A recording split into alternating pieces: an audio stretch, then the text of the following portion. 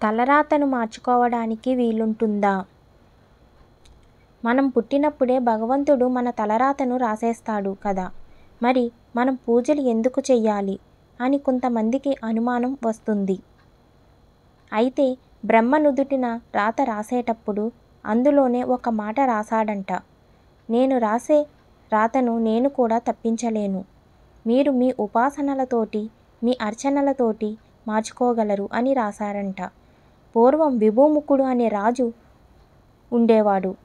ఇతనికి 50వ ఏట మరణగండం ఉంది. ఆ మరణగండాన్ని ఎవరూ తప్పించలేరని రాశాడు.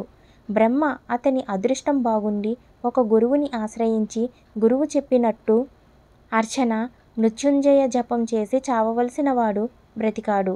128 ఏళ్ల ఆయువు ఉన్న దుర్యోధనుడు ద్రౌపదిని జుట్టుపట్టి దుశ్శాసనునితో ఏడ్పించడం వలన చేసిన పాపానికి 60వ ఏట చనిపోయాడు. జప, ధ్యాన, దానాది కర్మలతో తలరాతను మార్చుకోవచ్చు.